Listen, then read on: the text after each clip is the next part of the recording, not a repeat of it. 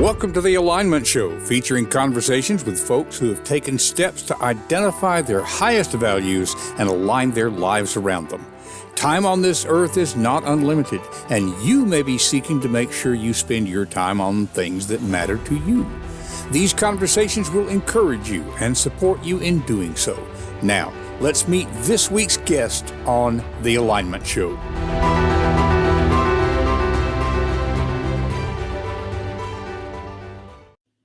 And a good morning, good afternoon, good evening, whatever time it is in your part of the world. Welcome to this week's edition, episode, whatever we would call it, of the Alignment Show.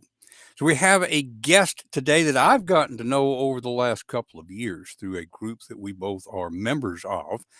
I met Vidya Raman as another participant in Speaker Speak Live. It's a group of professional speakers who get together to support each other. The more that I listened to Vidya, the more I realized that she has gone through this whole thing about assessing your values and realigning. So let me tell you just a little bit about her before we bring her on. Vidya is an award-winning speaker. She's a certified coach. She has over 26 years of experience working in Fortune 500 companies in various capacities. This includes senior leadership, so she's worked her way up that corporate ladder. Her mission is to move corporate employees who feel like they are languishing at work to feel like they are leading at work and living their potential. Now, this is a message that really speaks to us in this day and age where we keep hearing about the great resignation. As regular listeners know, I prefer to think of it as the great realignment, as people bring their lives into alignment. I want to tell you a quote from Vidya. She said, "I was not in 100% alignment with my values during my early corporate career because of my desperate need for validation and belonging." That is interesting to me. And so how she resolved that is what we're going to be talking with her about. So let's welcome to the stage Vidya Raman. Thank you for being here, Vidya. My pleasure, Don, and thank you so much for having me. Oh, absolutely. Absolutely. I know that now you work with corporate employees, and I would assume also with management who is concerned about their corporate employees, um, who are kind of dealing with this same thing. So let's dig back a little bit into that origin story. You may or may not want to name names. There's nothing required about that. But what type of corporations were you working in? I was predominantly in financial services, all Fortune 500 companies. So that's my background, and I started as a programmer. It's a long career. I won't even give you the exact years, but it's more than 25 years. But anyway, I don't know whether you had a question, but I would love to share, where I started and what my issues were, and then how. Absolutely. Yeah. Because I'm assuming you started sort of as an entry level worker in a corporate environment. You worked your way up into leadership. Um, Within that, you were saying you didn't feel like your values were in alignment. So, yeah, give us that backstory there. Right. I started absolutely as an entry level employee. It was in IT. I was a programmer. I kind of dabbled between programming and quality assurance initially. And it was all okay. It was fine for the first 5 years. And then I realized I was good at what I was doing. I was getting praise at work. I was in a lot of attaboys, you're doing well, great performance evaluations. But suddenly I caught up with something odd, right? Great performance evaluations, but not enough promotions. I felt I was stagnating. I was like, and I kept thinking, if it's not this year, maybe it's next year. The promotion is coming. I know it. I just have to work a little harder, produce a little bit more, and just follow through, be obedient to all the taskmasters that I was surrounded by. And at some point, I think I woke up when I realized people who I was training, people who I thought were less competent in that particular skill set, were getting ahead. I had to stop and take an assessment of why was this happening to me? I pretty much had already worked on everything my bosses were telling me that I needed to work on. So I was like, what am I missing? Why do I feel so invalidated and so invisible? Right? That was That was the story. But it took me a long time from that point. I call it my deep valley of despair, to slowly figuring out what were my blind spots, what kept me from getting ahead. So that was my journey, but it took me a long time, Don, to realize that something I had to check in with was my values assessment.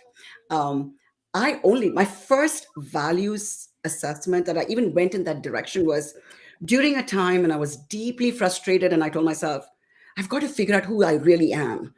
Who is Vidya at the core? And I did some online free values assessment test.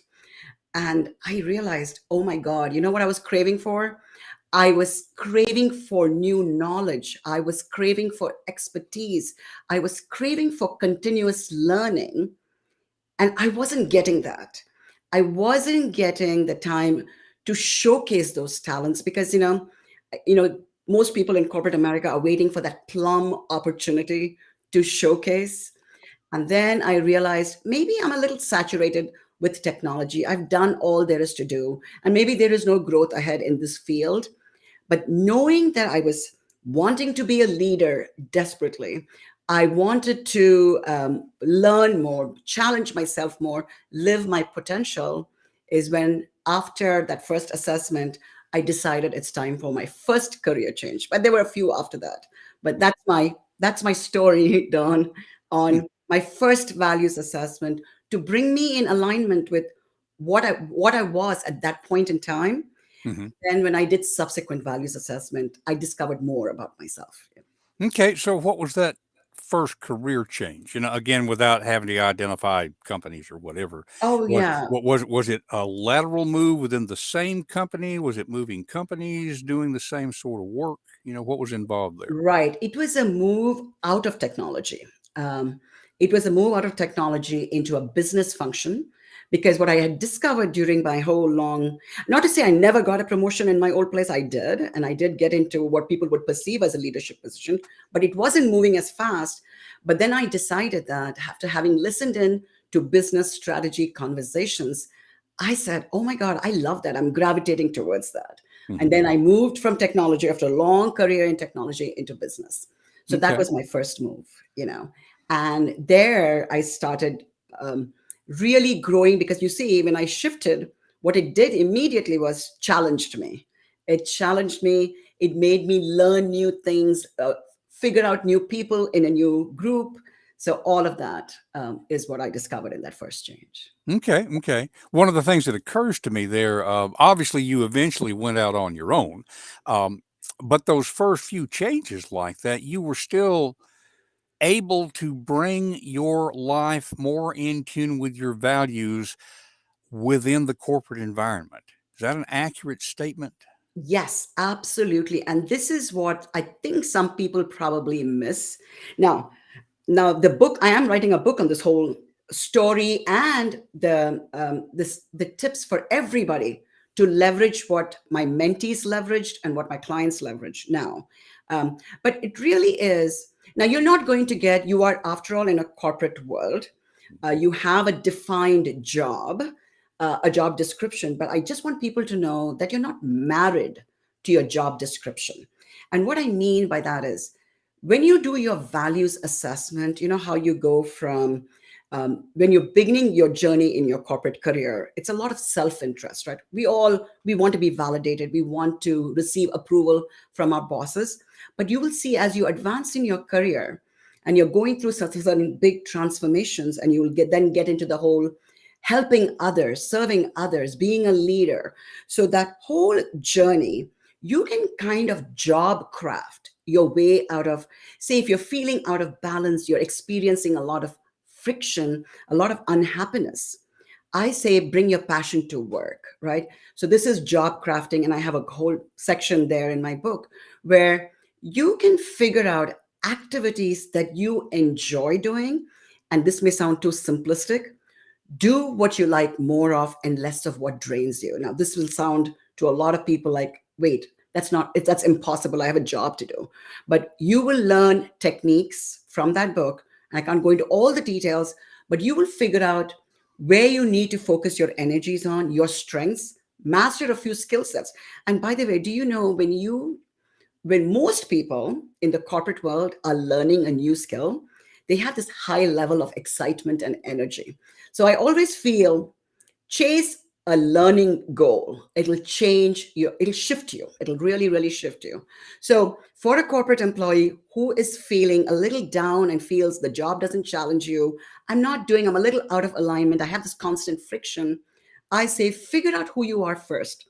Self awareness, followed by, and this is something I have really dug deep into, social awareness. When you work in an environment, who are you working with? Watch for cues from people around you. See how they respond to you. Because half the time we are so into ourselves and into our own heads, we don't see cues all over the place. Like when you read an email, right? Read the subtext, read what's not being said. So, this is the kind of stuff in corporate America. You got to have your antenna up and pay attention. So, I know it's a long winded answer. So, yes, you're in a corporate world. Yes, you need a job to provide for your family. But yes, you also have control to make your job a little bit more meaningful. It may not be the ultimate freedom where you are just chasing your passion and doing it all on your own. It's very unreal, especially in the early to mid part of your career. And frankly, it's okay to sit in that little bit of a churn because you're getting wisdom with every experience. So I feel I couldn't have done what I did just 2022, where I actually gave up my corporate career. I am grateful for the years of having gone through those somewhat painful experiences and those highs, by the way, to get me where I am. So, wisdom that comes with your journey, pay attention to insights. So, I would say for anybody who's sitting there and contemplating, you can change and transform right where you are. You don't have to jump ship, and we all have, different domains in our life, whether it's your personal life, maybe it's health insurance you need, right? There are things that hold us back from living our dreams.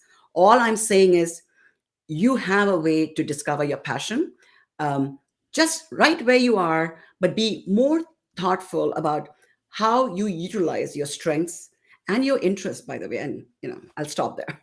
Well, and let's dig a little bit because I hear you talking about a concept I know you have labeled as internal friction. I'm not sure how related that might be to the fear thing that we're talking about. I mean,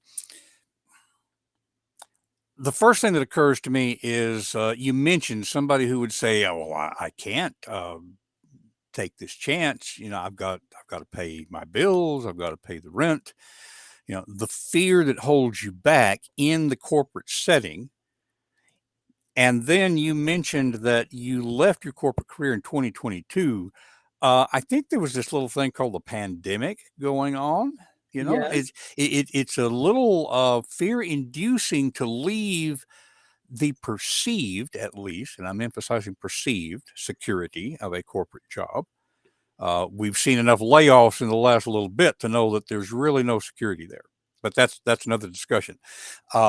There's enough fear in that setting as it is to have taken the leap while this pandemic was going on. You have developed some abilities, I would imagine, at not ignoring fears, but managing fears, harnessing them perhaps. Before I turn to your answer, because I'm not sure which, I think she's on LinkedIn. Uh, Peg, and Peg, I always struggle with your last name. I think it's Duchesney, said good morning to us here. So I want to say thank you to Peg for being on with us live. And for folks who are watching the replay, you can always join us at 10 a.m. on Wednesday mornings and be part of this conversation. So thanks for being here, Peg. Uh, anybody else? Why does that say social comments display here? Oh, the technology. There we go. Okay. So Vidya, do you remember the question? Yes, it's that whole internal friction. And why do we end up having friction? And frankly, this is all very normal. It's a part of being a human. So I think it's okay to sit with your fears. It's okay to evaluate your fears. Very early in my career, and maybe it's a little bit of my cultural upbringing, I was I kind of call myself the obedient employee because I didn't want to rock the boat. I just pretty much went along to get along. And I conceived, I thought of myself as what I say is an order taker, right?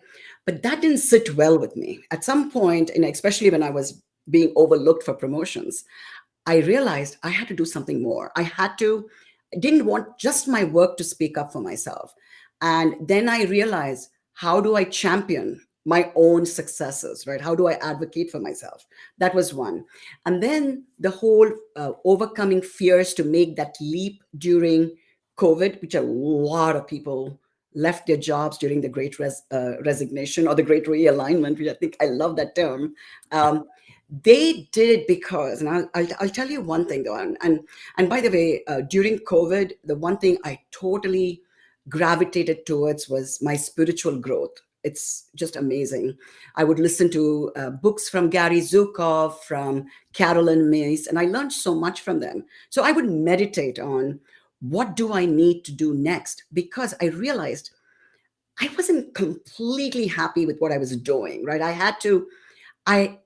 felt, especially during COVID, when we had to think about our own mortality. I went into deep into like, oh my God, I hope I don't end up in my life where I think about, what if this whole thing was a waste, and what if I never chose to express my true potential? Not to say I wasn't expressing my potential. I had many opportunities in the corporate world to do that, and I did it well. But there was so much more I wanted, and this is all growth and evolution. I think these spiritual leaders who I listened to and took their wisdom and insight and realized, it was, when COVID came, it was not something of our own choosing. When we sat at home, it was not of our own choosing, but it gave us the time to sit down and think and reflect on all the compromises we were making in our life. And I started to evaluate. I was lucky. It happened to me at a time when I was already an empty nester. I didn't have a whole lot of family pressures to say, no, stick with your job and collect your paycheck. I had that window, that luxury to say, I think I can do so much more. I can be of help to other people because I was already a coach and mentor in my job, and I wanted to have a broader reach. So the fear, I had to talk myself. Of course, who wants to give up a big paycheck? Nobody wants to do that. And I had to debate myself. It was a pros and cons, and it was also evaluating the cost of inaction, because I feel when people debate fears, they are only thinking about, like, what's the risk, what's the, if can I do this. But I also call out, even in my book, about the cost of inaction is even worse. You pay a hefty price for trying to play safe. Now, it's not easy for everybody to jump ship, and it's not everybody to do things that are risky, and I will never, never, never advise it. It's for you to gauge your situation and do it.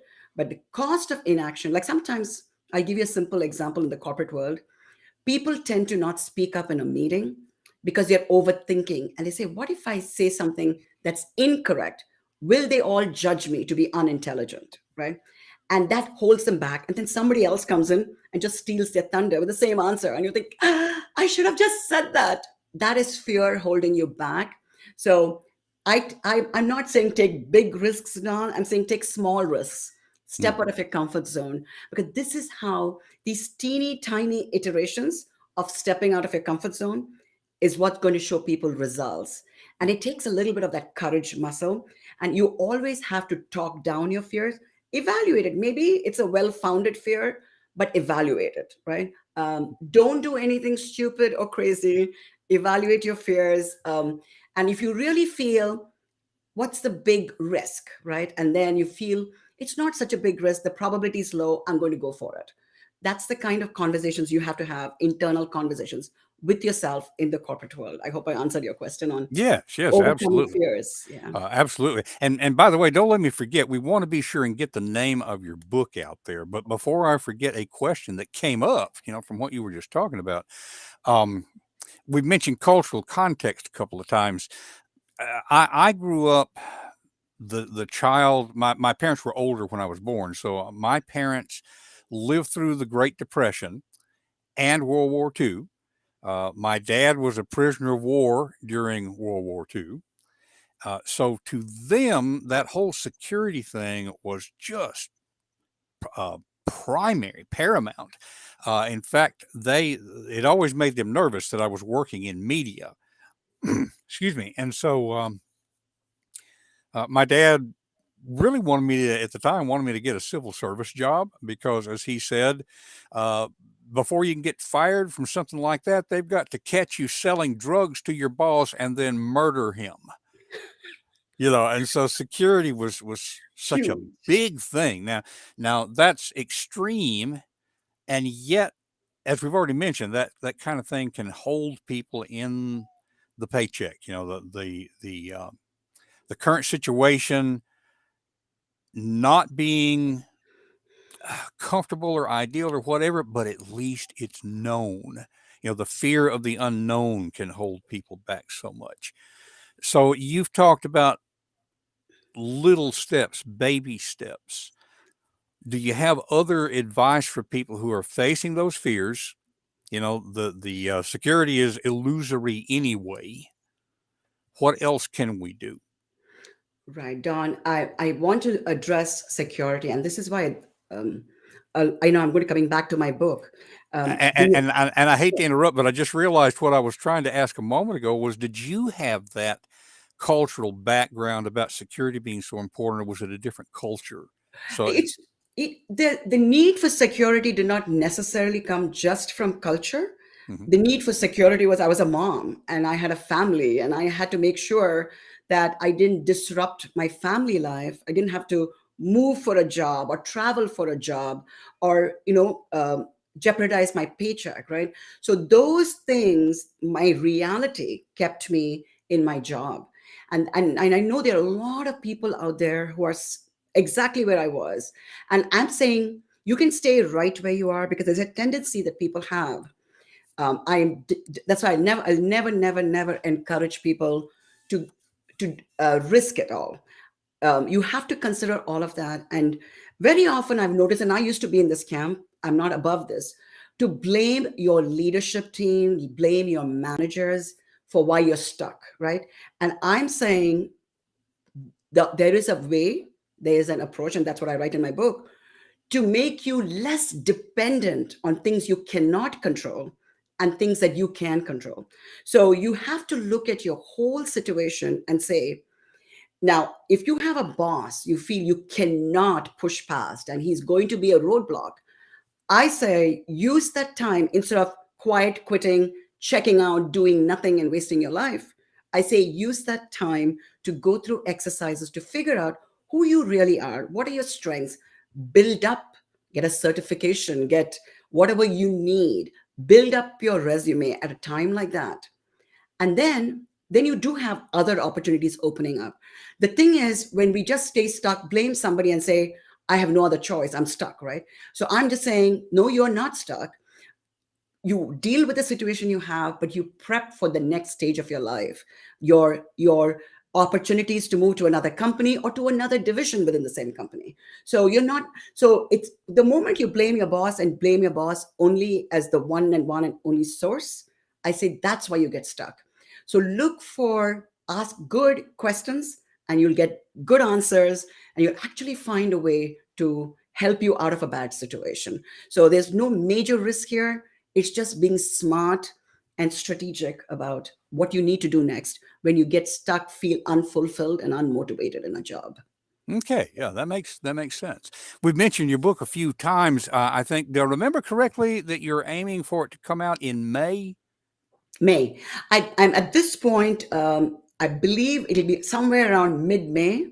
And if it doesn't hit mid May, maybe end of May, which is probably around Memorial Day. But I think it's more mid May now, Mhm. given the rate at which the edit process is moving. Right, right, right. And so, what's the name of it?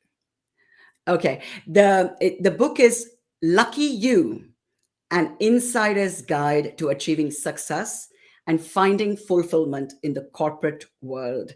And I had to say corporate world because that is nearest and dearest to my heart. I have lived my life in the corporate world and I understand the environment. I understand the challenges leaders face. I understand the frustrations employees feel. And I think it all came together, my years of experience to write this book on how to job craft your way to happiness. Excellent, excellent. So, since the book will not be out for a couple of months, people may, on a replay, they may see this pretty close to that. But folks listening today, probably, and I know you're still working on your website, but I'm betting that when the book comes out, you're going to have that information on your website, right? Agreed. Yes, I think my new and improved website should be up and running in a couple of weeks, and then my book comes in May. So it's all coming together, Don. Very good, very good. All happening at once. For folks who are just listening to the audio podcast, that website is vidyaraman.com, and it's spelled VIDYARAMAN.com. We'll also have that link in the show notes. You can always find show notes at confidencecultivators.com. We're also going to put up your email address here because if people want to get in touch with you, then they would be able to reach you. And that is Vidya at vidyaraman.com, same as the website, of course. But I would encourage you to reach out to Vidya and see how she can help you. She not only is a book author, she's a speaker, she works with clients. Who knows how she might be able to benefit you? In fact, Vidya, this is probably a good opportunity for us to say, what other shameless plugs would you like to get in here? Have you got any other projects that you're working on, or what would you like to emphasize? Um, not necessarily plugs. I feel inspired and motivated to help people who are in the kind of situation I found myself in early in my career, and I just want to help others, right? So, so my speaking business, obviously, I love speaking to groups and helping others. So, I would say I'm a speaker first, but coaching and speaking go hand in hand. I do a lot of group coaching sessions. So if people have a corporate need where they bring a whole group of people together, there's an amazing personal growth and professional growth group coaching sessions that could work wonders for a large number of people around the same time. So I think that's pretty much my plug. I'm not prepared. Okay, very good. Well, and you have that rare ability to communicate clearly about this experience that you have shared at just about every level. So that's going to be of interest to managers as well as to employees. Yes. Very good. So we're coming close to the end of our time. I always like to ask somebody because I'm always a generalist talking to specialists. Is there something that you wish that I had asked that I didn't know enough to ask? And what would your response be? Okay. The questions. Oh yeah, maybe just like I mentioned about the values assessment, right? There are websites out there. So if you're curious about where you are, if you're feeling that friction, I would recommend search online. I use something called in 2020 and 2021. I used something called the Barrett's values. I think it's very nominal a fee, but I don't know what I used 13, 14 years ago. But I tell you, it's so insightful because when you see that and you see what's moving to the top in terms of how many points you earned, you will realize why you're having that friction in you. So I would encourage everybody to really try to live as close as possible. It's almost impossible when you're working in a corporate job, but as close as possible to be in alignment with what you need to be, right? Living in integrity, I call it internal cohesion. Ah, Living in integrity feels good at the end of the day. You sleep better. So figure out what your values are and live as close to that, and you'll get that whole internal cohesion to feel better about yourself. At least you're living your values. Yeah. that makes sense. I don't know if you see on the screen here, and for folks listening just on audio, we had a question to come in regarding staying in a position where you have possibly begun on duty retirement. Now, that's a little different than the quiet quitting thing, on duty retirement, but you feel challenged to still grow instead of checking out. Afraid of leaving positions where many benefits of time off or benefits in general keep you from, and then it cut it off there. Right. Any thoughts on that? Right. Like, you are, I think I'm using the question, Cynthia, and I'm broadening it. But I, everybody, like, depending on where you are in your life and I still think whatever the job entails, and even if the job doesn't challenge you, I'll say pick up something, call it an interest, call it a hobby that'll stretch you and challenge you. Just knowing that you're going to pick up something and learn something. You never stop learning. I should joke about this too with my team. Even if I'm 95, I'll be learning something new because continuous learning will keep you excited and happy to learn new things. So I hope I'm answering the question correctly. Um, yes, you need the job. Yes, you need the benefits, and if you want to fuel your interest and excitement, waking up happy in the morning about your day comes from something that you're doing that is yours, something that makes you happy, that's something that gets you in alignment with your values. So pick up something. And I've also noticed when you're feeling down is when people need to help other people. I think service, helping somebody else when you're not feeling so good at the moment also can work wonders on how fulfilled and happy you feel. So. Mm-hmm. I would think especially within a corporate environment, fulfilling the mentor role could be satisfying in and of itself. Right. I was a mentor to so many people in my prior world because n- can you imagine that satisfaction you get when somebody says I made a difference? I'm like, ooh, Uh, I live for that. yeah, I'm with you there. I'm with you there. Well, we could talk another half hour, I'm sure, Vidya. I want to encourage people to reach out to you and see what else they can learn from you. We put the website up again, vidyaraman.com. Looking forward to that book coming out in May.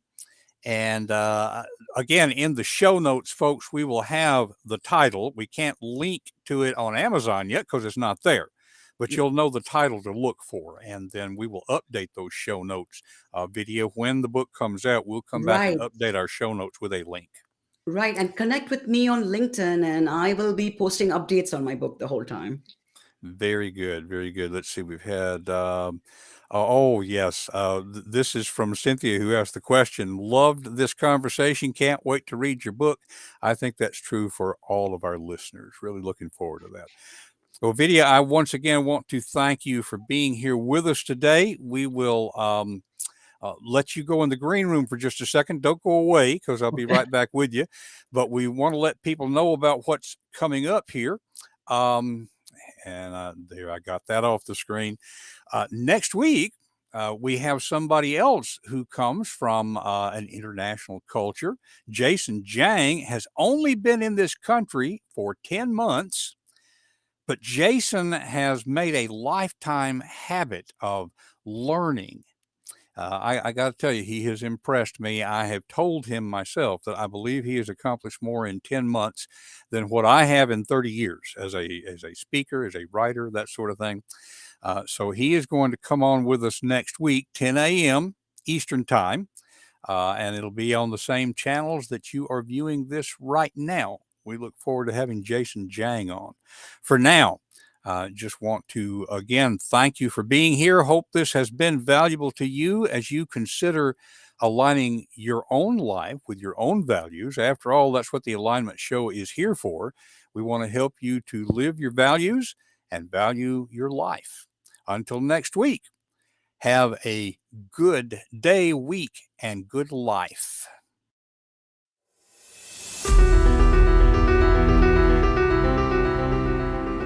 That's it for this week's episode of The Alignment Show. What has it inspired you to do in your own life? Whatever it is, take action now and take the first step. It will help you to talk with a friend about what you're thinking. Share confidencecultivators.com to spread the goodness. And remember to live your values and value your life. We will see you next week on The Alignment Show.